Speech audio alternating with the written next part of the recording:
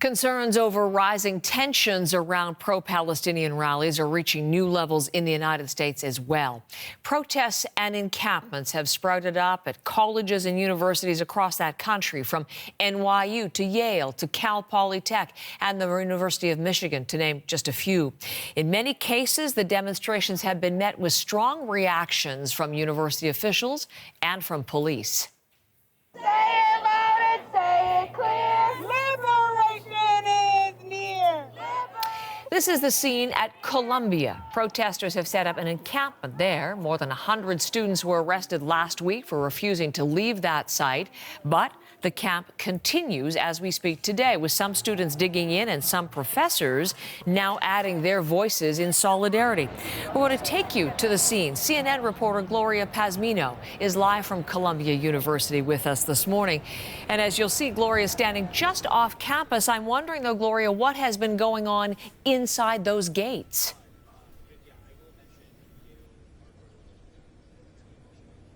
Yeah, Heather, good morning. As you can see, there's those gates behind me. Past those gates, there is an encampment that's been taking shape over the last several days. Things are calm right now. It's still early morning here in New York City, but you can see some of the barricades have been set up.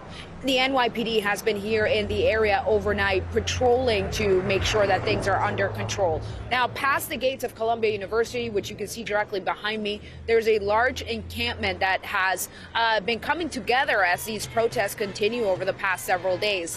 People have been sleeping in, they've been camping overnight, and they have been holding several events throughout the day. They are protesting, they are gathering.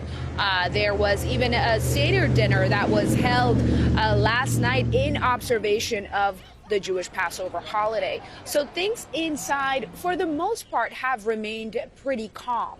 Now, the students that are protesting inside have tried to distance themselves from other non-students that have gathered outside of the campus. They have said that they are being inflammatory and that they are not representative of their cause here. Heather? Gloria, I mentioned how the protests have extended to other campuses across the country as well, but others even within New York City. NYU, we have images of what happened last night. Quite a tense scene following protests. Tell us about that.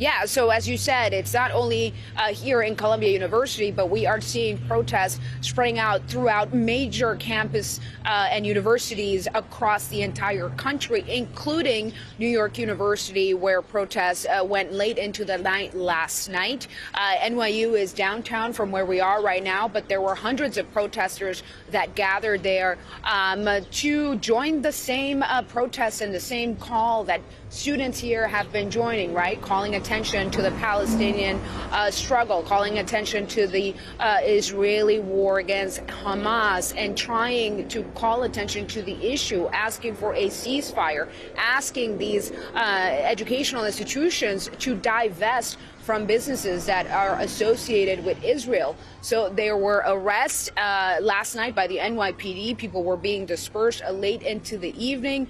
Some of the videos showing that things got pretty tense at one point as people were trying to be dispersed. But the NYPD has said that they are here to try and protect everyone, try to make sure that people are able to exercise their First Amendment rights to protest, but to do it safely. Gloria, thank you so very much. That's CNN reporter Gloria Pazmino.